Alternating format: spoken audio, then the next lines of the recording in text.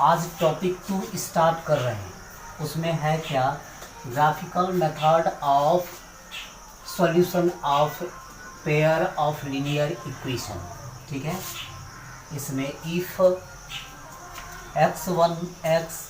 a1x plus b1y plus c1 is equal to 0 and a2x plus b2y plus c2 is equal to 0 is a pair of linear equation into variable x and y such that, यानी x और y में linear equation है। ठीक है, अगर ऐसा linear equation रहेगा, इसके लिए एक कंपैरिजन है। जैसे यहाँ पर कंपेयर द रेशियो, आपको रेशियो कंपेयर करना है। a1 by a2 does not equal to b1 by b2। फिर दूसरा है a1 by a2 equal to b1 by b2 does not equal to c1 by c2। तीसरा है a1 by a2 equal to b1 by b2 equal to c1 by c2।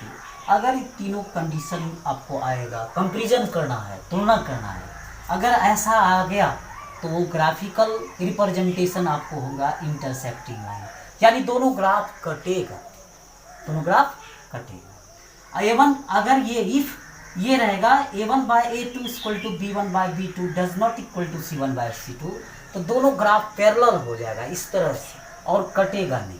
ठीक है, इसका क्या होगा, नो सॉल्यूशन होगा। इसका क्या होगा, एक्जैक्टली वन सॉल्यूशन और यूनिक सॉल्यूशन कहा जाता है। एक और केवल एक सॉल्यूशन होगा, x का भी वैल्यू एक, y का भी वैल्यू कोई समथिंग होगा, एक ही होगा। a1 by a2 equal to b1 by b2 equal to c1 by c2। तो ऐसा अगर कंडीशन आ गया तो कॉन्सिडेंट लाइन, कॉन्सिडेंट मीन्स होता है कि दोनों ग्राफ एक ही पर चल जाएगा, एक ही ग्राफ बन जाएगा, अर्थात दोनों इक्वेशन ही एक हो जाएगा। ठीक है, और उसका होगा इनफाइनाइटली मैनी सॉल्यूशन। उसका क्या होगा, अनंत रूप से अनेक हल होंगे। अब बचा क्या चीज़, ये हो गया अलजेब्रिक इंटरप्रेटेशन, पेरिटेशन कहा जाता है।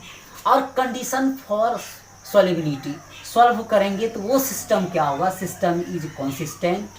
अगर होगा ये तो कॉन्सिस्टेंट, ये ऐसा कंडीशन आएगा तो होगा इनकॉन्सिस्टेंट। अगर ऐसा सॉल्यूशन आ गया तो क्या होगा, कॉन्सिस्टेंट होगा। ठीक है, यहाँ पर है कॉन्सिस्टेंट,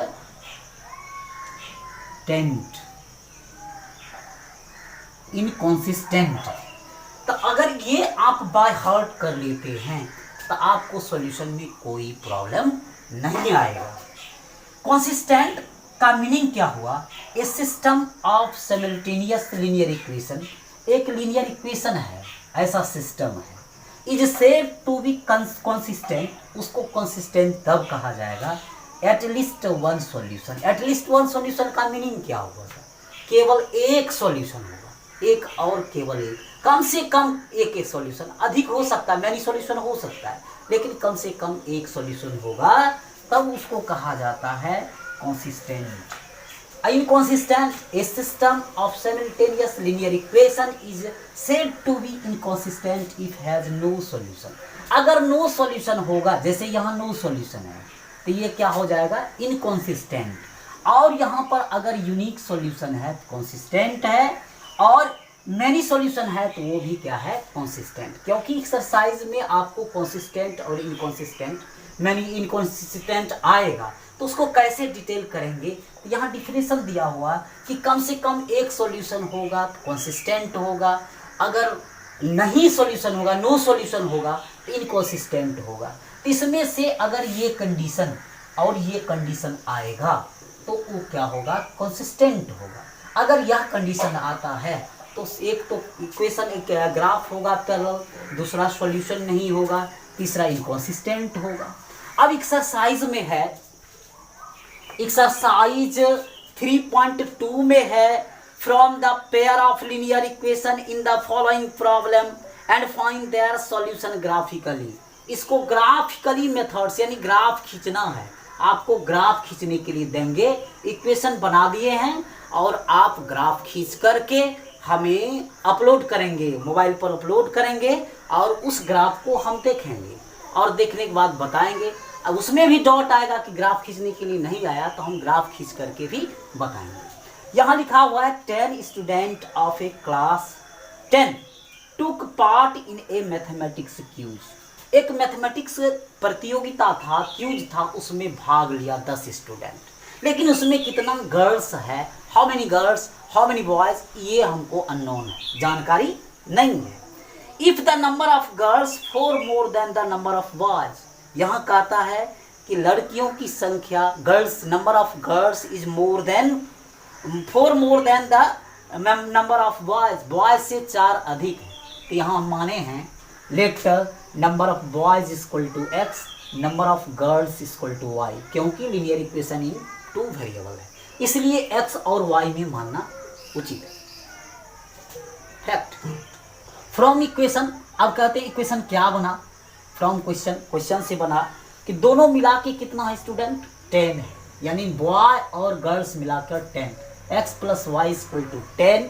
और फिर तो क्वेश्चन से, फ्रॉम क्वेश्चन, क्वेश्चन में कहता है if the number of girls is 4 more than the number of boys, number of girls क्या है, Y, Y equal to number of boys से 4 अधिक, 4 ये। अब ये दोनों से ग्राफ खींचना है, ग्राफ में जहां कटेगा वो x और y का सॉल्यूशन होगा। किसका सॉल्यूशन होगा, x और y का सॉल्यूशन होगा, और उसी से x का जो वैल्यू निकलेगा वो हो गया नंबर ऑफ बॉयज, और y का वैल्यू जो निकलेगा वो क्या होगा, नंबर ऑफ गर्ल्स। फिर सेकंड में कहता है 5 pencils and 7 pens together cost 50, मैंने क्या ऐसा अगर आ जाए तो let cost of 1 pen equal to x rupees, अगर एक कलम का मूल्य हमने x रुपया रखा तो 5 कलम का क्या होगा 5x, cost of 1 pen equal to y, तब क्या हो जाएगा फ्रॉम क्वेश्चन, फिर क्या क्या होगा 5x plus 7y equal to 50, और दूसरा होगा 7x plus 7 pencil and 5 pens together cost 46, दोनों मिलाकर कितना है 46। आप इसका भी ग्राफ खींचेंगे, ग्राफ खींच लेंगे। तो इस तरह से इसमें अगर कोई डाउट होगा तो आप जरूर हमसे पूछेंगे डाउट क्लास के लिए। उसके बाद क्या करना है कि इसको अगर बाय हार्ट कर लेते हैं तो आपका इस एक्सरसाइज का सभी क्वेश्चन आसानी से बन जाएगा। जैसे देते हैं थोड़ा सा, इसके बाद भी आप बना सकते हैं।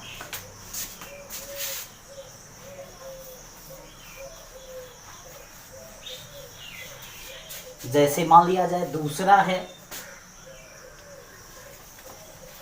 on comparing the ratio A1 by B, A2, B1 by B2 and C1 by C2, find out whether the line representing the following pair of linear equation intersect at a point, intersecting line कितना point पर काटेगा, अगर ऐसा condition आएगा तो intersect at a point, और parallel, फिर यहाँ का था क्या intersect at a point exactly one solution intersecting line, parallel होगा तो ये कंडीशन होगा, और थर्ड है कि कोइंसिडेंट होगा तो ये होगा। आपको कंपैरिजन करना है, क्या करना है, कंपेयर करना है। जैसे पहला है, फर्स्ट करते हैं, लिखा हुआ है 5x minus 4y plus 8 is equal to 0, और 7x plus 6y minus 9 equal to 0, ये दो लीनियर इक्वेशन दिया हुआ है। आपको कंपेयर करके बताना है कि इंटरसेक्टिंग लाइन होगा कि पैरेलल होगा कि कोइंसिडेंट होगा। तो यहाँ A1 5, B1 माइनस 4, C1 8, यहाँ A2 7, B2 6 और C2 माइनस 9 है। कंपेयर करते हैं, comparing with comparing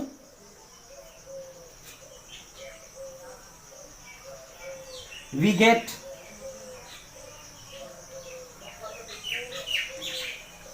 comparing with we get, compare करने पर तो कंपेयर कीजिए 5 by 7 is equal to minus 4 by 6, E plus में है ई माइनस में, does not equal to A1 by A2 is does not equal to B1 by B2. It is a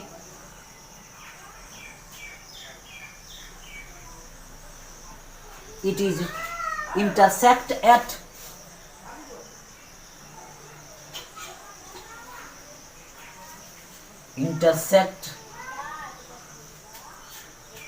a point, या क्या करेगा, एक point पर intersect करेगा। कितना पर करेगा, क्योंकि इसका कंडीशन क्या हो गया, a1 by a2 does not equal to b1 by b2। इस देयरफॉर इसी कारण से हम क्या लिखे, it is intersect at a point. ये दोनों इक्वेशन है, both equation are intersect at a point. दोनों इक्वेशन क्या करेगा, इंटरसेक्ट कर जाएगा किस पर, एक पॉइंट पर। तो आपको दूसरा में कंपेयर करना है, दूसरा में क्या करना है, कंपेयर करना है। आप तो बना सकते हैं। तो आज आपको 1 और 2 आपको होमवर्क दिया, आप इसको बनाकर अवश्य रखेंगे और अपलोड करेंगे, हमको बताएंगे कि सर यह क्वेश्चन हमने बना लिया। अगर कोई डाउट होगा तो निश्चित रूप से हमसे पूछेंगे। Okay, thank you.